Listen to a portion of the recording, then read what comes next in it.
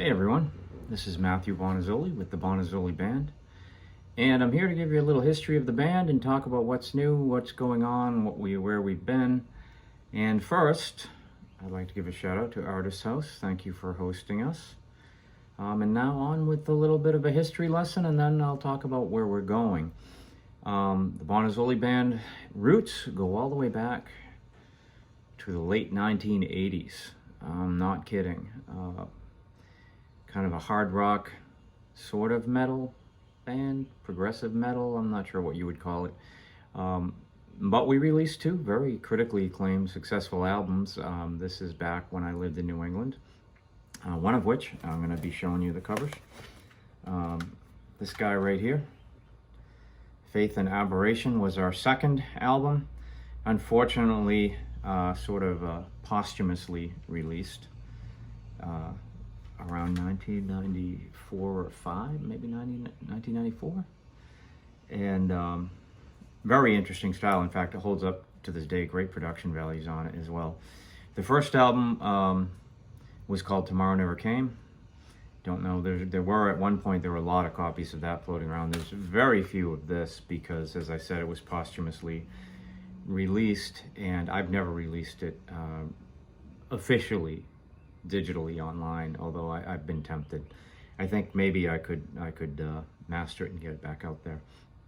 But after that, Damien, who was lead guitarist, my brother, went off to get his law degree. I focused on my career, and it wasn't until around 1999 or so that I was contacted by our ex-bass player of the band, and he wanted to get a band together and asked if I'd be interested, which I was not really interested. I was fully involved in my career. I was commuting a long distance. I was rebuilding a house. But I pitched him the conditions which would get me back in, and those conditions were pretty simple. It's like it has to be music that right off the bat people are going to enjoy listening to live. And he was okay with that, which kind of meant we were going to go away from the darker progressive hard rock roots and go more to a kind of classic rock type sound. And that was part of what I pitched, is I wanted the sound of the band to be more akin to a mix, let's say, of 20th century rock. And that's, I think, what I said. It was going to be 20th century rock combined. So anything from a 50s influence, a 60s influence, a 70s, not much 80s, I guess, and mixed with modern, which was at the time would be considered 90s rock, which was like Toad the Wet Sprocket and Gin Blossoms and people like that. And anything that really kind of came to mind as we created it. So that band was Gearhead. And Gearhead was very successful for us. We released two albums. The first, I believe this one is 1999 or 2000 about, which was Dynaflow. Check out that cover with the 1950 Buick ghostly image. And then in 2001, we came back for a second album. And let me give you a little explanation of the differences between the first and second. The first album, Dynaflow, was kind of a creepy cool with more of a 50s vibe. And it's an interesting album. I think it's good, though not great. It has some great numbers on it. But I just don't think it transferred live well. We would throw in a couple of covers to kind of boost the live energy up a bit. And so I followed that up with Torqued. Let me try to get no reflections on that cover so you can see it, but I'll pop an image of it on the edit. Torqued, which came out in 2001, was very different. Very much rock. Almost every song on it, other than a couple of ballads, was upbeat. It was poppy, it was high energy, and it went over fantastic live. Everyone loved the live shows. We didn't really have to play any covers on our live shows. I think Brian Kendall was the guitarist at the time, and he was a good singer himself. So we would always put a couple covers in there to give him an opportunity to sing, and I'd kind of step in the background.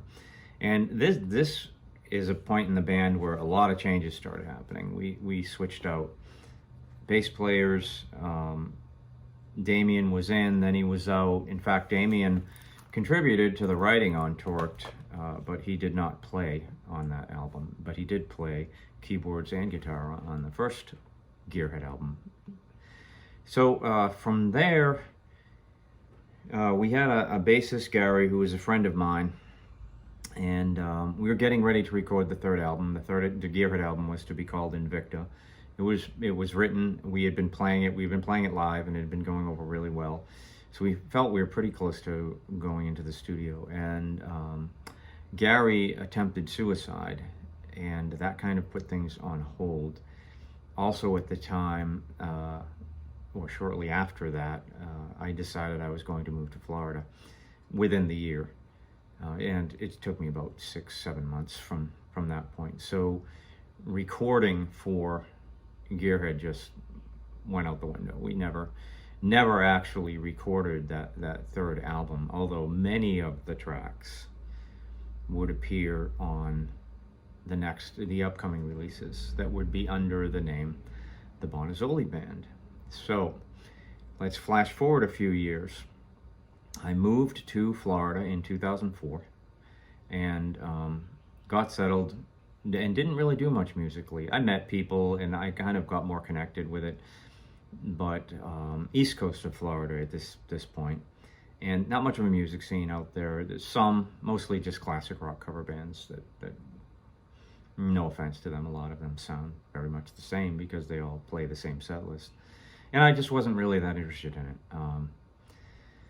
But a chance meeting, I met Patrick Thompson, the piano player in the Bonazzoli Band, at a work networking event, and hit it off. And I found out he was a swing pianist.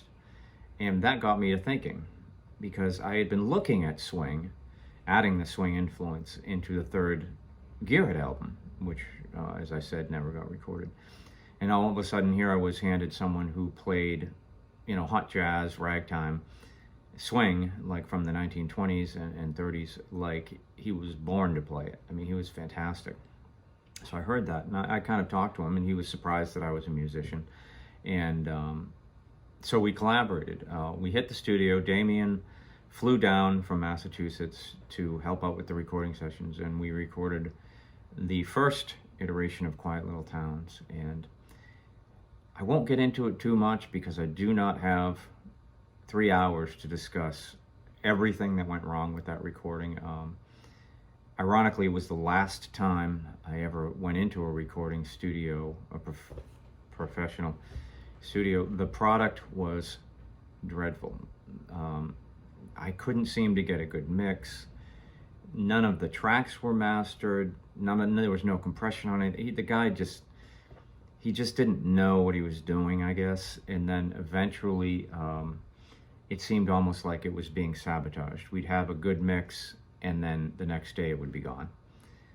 So we won't talk any more about the first iteration of Quiet Little Towns, but Quiet Little Towns has some great tracks on it. It was actually mostly the third Gearhead album. Now, incidentally, here's Quiet Little Towns. I did completely recreate Quiet Little Towns a few years later in my own studio. So if you want to check it out, that album is available. So we didn't have a live band yet. Well, we had a live band when we went into the studio. The studio situation was so convoluted and frustrating that we didn't have a live band by the time we came out of it. In fact, I ended up recording a lot of the tracks for that failed release myself, which seemed to become a trend later. For instance, the bass guitar and things like that. But then we actually met a guy, Mike Wickman, and he was a bassist. He had a barn in his back that he played. And I'm not really sure. I have to really think about how I met him. I'm not 100% sure how we met. He was a local sheriff and deputy sheriff. And we hit it off. Mike, great guy. We got along fantastic. In fact, he became really the heart of the band. He really did. And so we found a drummer, Reginald Upshur, fantastic drummer, who still plays around the Daytona area constantly. He's got a band which it skips my mind, but I will put it up on the screen when it comes to my mind who it is he's playing with. And we had Patrick on keyboards. Eventually Damien moved to Florida as well. We had him. We had a guy, Don Rocks. He was a very good guitarist, very different guitarist than Damien. So really we had a kind of best of both worlds situation. We had Don Rocks had kind of the Brian Kendall from Gearhead sound, where he just kind of had a feel. He just, nothing was ever the same with what they played, but it was always good. Damien's style, on the other hand, is very, very technical. He really thinks it out, and you get very used to what Damien would play because all the band members knew all the changes and everything. Even if Damien had a lead that could go on for minutes, everybody knew it because it was always the same lead. Damien figures out what he wants to do and sticks with it. And so that lineup recorded really fantastic album called American Ghost Stories. Now this album also had a couple of the tracks that should have been on the Gearhead Invicta. I believe Road Have Mercy was one, Long Black Carriage was one. It borrowed Concord Road from the Gearhead Dynaflow album, and we redid it for that. The instrumental Invicta was also brought onto this album, and Damien plays that. And I think that's about all for that was retro that I had in my back pocket. This album did very well. In fact, this album, and I'll play a clip of it, and I'll put a link to the music video, had one of our best music videos. The music video for the song "Taking Chances," recorded at like 2 a.m. in St. Augustine, Florida, and featuring backup singer Krista Evans at the time, now Patrick's wife, Krista Thompson, running around in a wedding dress, getting soaked, getting thrown in a pool,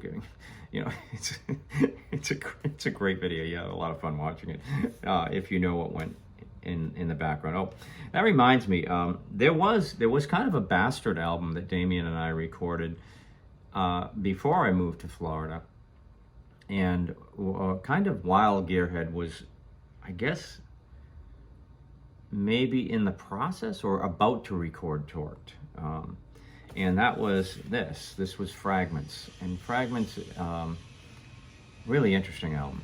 All I can say is Damien was primary writer. I did very little writing contributions. I wrote the lyrics to everything, but musically I really didn't contribute anything to it. I did not play any of the instruments on it. It was basically a Damien album with me on vocals and lyrics. And it's very interesting, very artsy, very different than Gearhead, very different than Bonazzoli Band. It was very much a unique project. It sounds beautiful, really nice. I'm not sure how available Fragments is. Okay, so American Ghost Stories is out. Now, band stays together. We continue writing, and we get to the follow-up album, and that is the Magicians of Radio. And this has also one of our best singles on it that's done so well for us, a song called There Comes a Time. We did a couple music videos for this. We should have taken advantage. We were playing in a big barn. We should have taken advantage of it and really recorded more or shot more video. But the song There Comes a Time, I'll post a link. There's also a video for How Far Is Lost, which is a very odd song. And that's the thing about this album. This album wasn't so poppy. There was a lot of very unique stuff on it to go with the, I guess as it's been called, crooner rock. And I'll get into that a little bit when I talk about the overall style. So it was around before the recording of Magicians of Radio where Mike Wickman, our beloved bass player, suddenly passed away. I guess had a heart attack or something. He wasn't very old. In fact, he had just recently retired, but as happens to so many police officers, it's odd. Police officers tend to die young, not necessarily out of violence, but I guess the job, just the stress. But anyway, so we moved on from the passing of Mike Wickman and recorded Magicians of Radio. And it was at this point where things really kind of went south for the band. We were doing very well actually, playing out all over Florida and southern states, and there didn't seem to be much traction in the band, and people had differing opinions on the style because Magicians of Radio was a very different style. So I decided, let's go back in the studio and I'm going to try to fix Quiet Little Towns. And so in the interim process, I went back and recorded a new version of Quiet Little Towns. Damien contributed to it, Patrick contributed to it. A new friend of mine, Toby Wilson, contributed guitar tracks and pedal steel and things like that. And it was an early endeavor into my own production. Let's just say that. It's a great songs, but the production could be better. The production values could be better. It's odd because it's one of those that everything sounds great and then it goes to mastering, and when it comes back, everything just flattened out. I don't know. I did not do the mastering. Henceforth, I did vow that I would later productions do mastering. So what happened? Well, the band did continue. It continued on, and we hit probably our most creative period, which was funny because our first album was not particularly creative. It was just a brilliant retelling. So we had been playing around at practice, and we started playing. We always played The Last Cool Single Girl from Gearhead's Torqued album. It was just a mainstay. It was one of the popular songs. We always played it. We didn't play that much else from the album, but occasionally we would play Lift, which was also from Torqued, and sometimes Driver, and sometimes Dreaming Through New England, I guess, but very rarely. And then we started playing, and we played the song Haunted Road from Torqued. And it kicked. It had just this totally different energy. Of course, now we were like a 7-piece band. We had 2 backup singers. We had the full keyboards. We had 2 guitars, bass, drums. It was a full sound. And so I thought, well, why don't I re-record the whole album? And so I'm going to show you, because it is kind of funny. I don't know how many bands have ever done this. So here is Gearhead Torqued from 2001. And here is the Bonazzoli Band Torqued, Supercharged Edition. There are some subtle differences. The car on this version is a 1970 Buick Grand Sport. The car on this is a 2016 Dodge Challenger Hellcat, hence the Supercharged Edition. There is also, if you look closely in these graphics, there is a flaming skull added to the flame, which, hey, 2001, my Photoshop skills were a little limited. I wasn't able to kind of do that. But this is actually a track-by-track retelling of Torqued. Some songs are very, very similar. Some quite different, actually. But it kicks. It's a great, great album. It's great. Almost a lot of people have described it as having the energy and feel of a really good live show. So a lot of people have said, this is going through our time, band members and everybody, why don't we record cover songs? And I had a pretty good rationale for why we were not recording cover songs. We weren't recording cover songs because the band would go through these iterations every couple years and we'd have a completely different sound. I was like, I want the band, our sound, to be established before we just branch out. Now, that being said, in the process of doing these albums, every now and then a cover would squeak out and hit YouTube or our website or whichever. And this is a good point to transition into how some of those came about. When we recorded American Ghost Stories and the song Taking Chances came out, a lot of people were commenting, let's say, on the video, Some in a nice way, most in a nice way, some kind of hostile, like, okay, we get it, you sound like Roy Orbison. And I thought, I never really thought I sounded like Roy Orbison. I mean, certainly, I knew that I loved all the Sun Records artists, but it just never occurred to me that I specifically would strike someone as sounding like Roy Orbison. Well, interestingly enough, it brought to mind a memory from when we were on tour for Torqued in 2001. We were the opening act. We were playing, I believe, in Worcester, Massachusetts. Said like a native, so I'm from New England, so I know how to pronounce Worcester. So we were playing for this band. They had been around since the 1950s. So this is 2001. So they had been around for 45 years. And we got off the stage, and I believe it was the drummer, big black guy, came up to me, and he's just goes, "Where'd you learn to sing like that?" And to me, I was like, because I don't know. You know, I mean, I took voice lessons and all that, and I said, I don't know. That's just my style. And he's like, boy, you sing like the old school people. Nobody sings like that anymore. Nobody can do that. He's like, you sound like Elvis, and you sound like Roy Orbison, and all these. He started listing off this clue, some of which Gene Vincent, and some of which I names I've lost. I don't remember some of them, and I didn't even know who some of them were. But he's like, I haven't heard somebody sing like that in a long time. You need to do something with that. I thought I was, but apparently he didn't think Gearhead was what I should be doing. But anyway, so I kind of pocketed that, and I thought, okay. Unfortunately, I didn't really record anything for several years after that because the band broke up. I moved to Florida.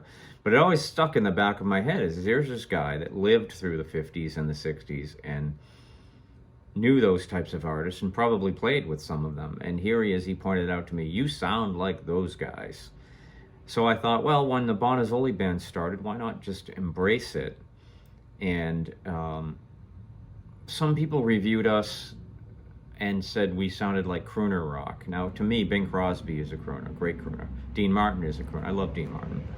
I like Sinatra. You know, I really like those artists. And so to me, I know it was said in a derogatory fashion, but I thought, well, let's see someone else do it. You know, if they think that it's something that I should be disguising. It was very, very smooth. My voice was very smooth, and I went, rather than using false chords or anything like that, false vocal chords, not guitar chords.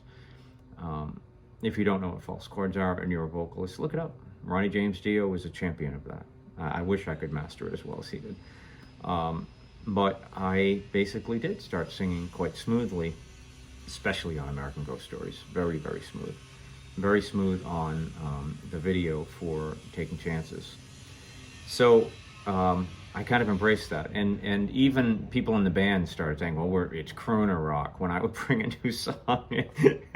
But so we did, almost as a joke, before Torqued, even the Bonazzoli Band version of Torqued came out, I did several music videos over the course of a few years where I actually recorded Roy Orbison songs just because people had commented on it. I recorded an Elvis song, which I know Artist House posts quite often, which it's funny because I didn't license any of these. I just recorded them. I just put them online. They're not part of our catalog or anything, but people really do seem to like them. And I guess it's because, you know, very few people can sing that type of music nowadays, which is a crime because there's great music there and it's a great technique.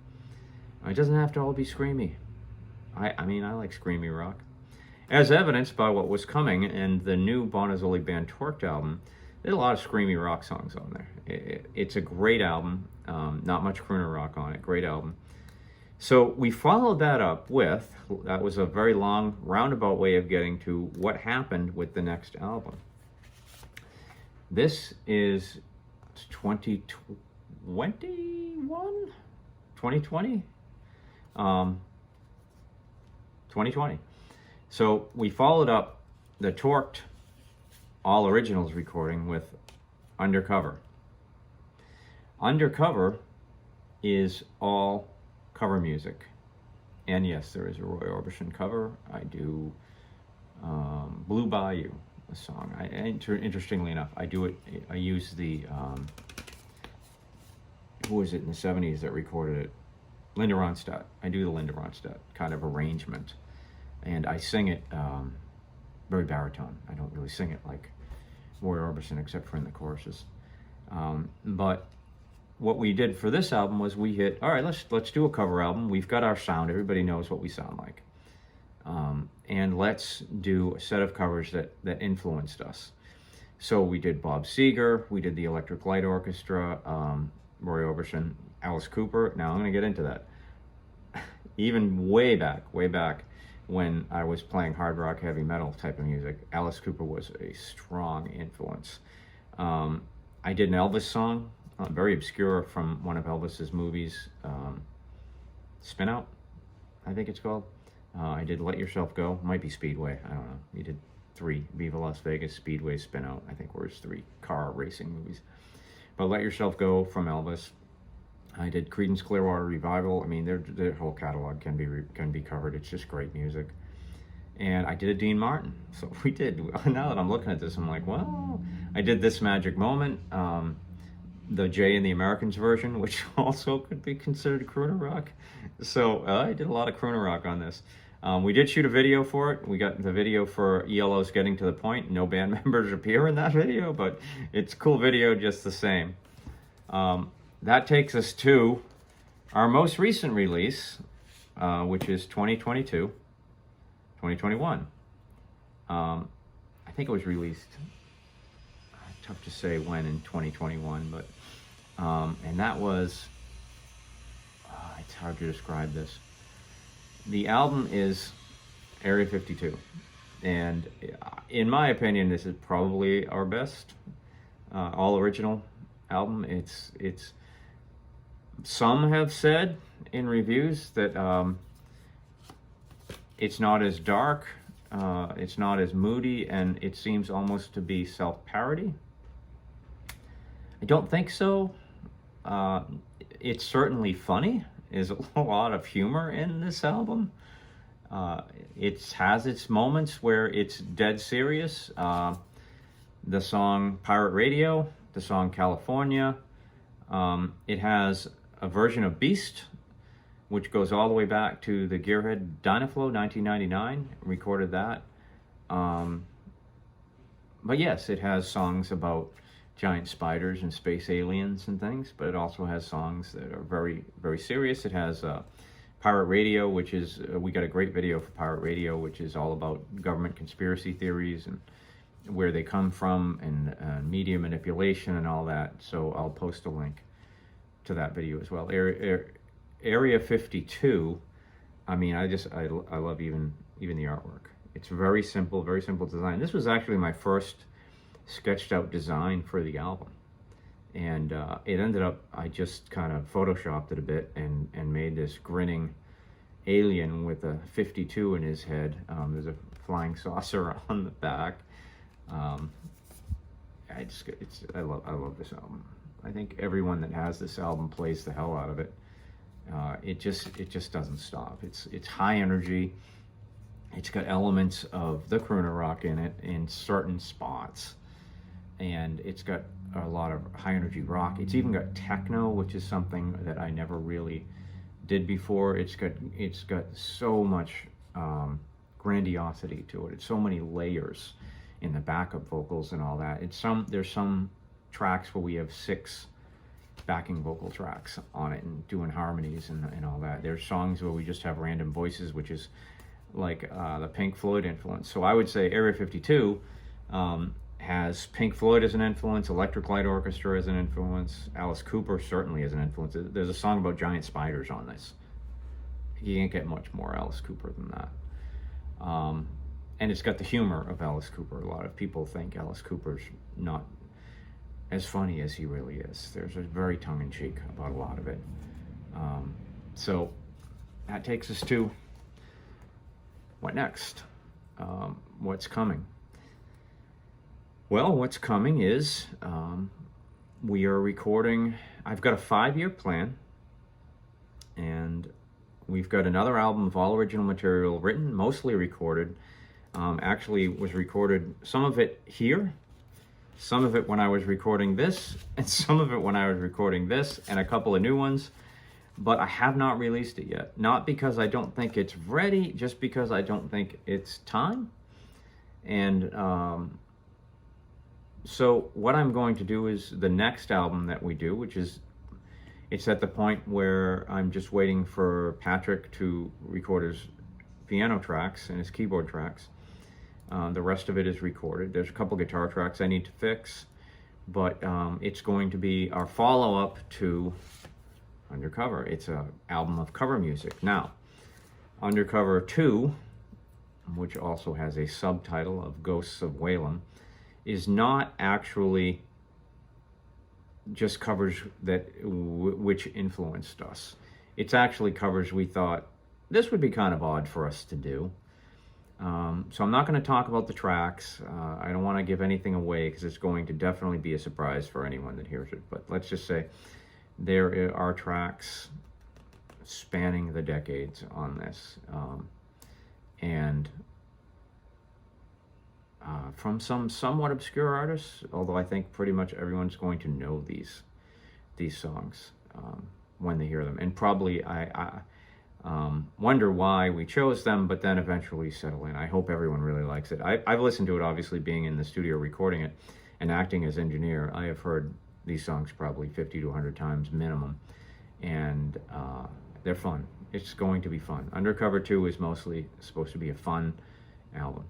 So 5-year plan, yep, we've got 3 or 4 albums on top of Undercover 2 in the works. I don't know, I won't give out much detail on what those are going to be.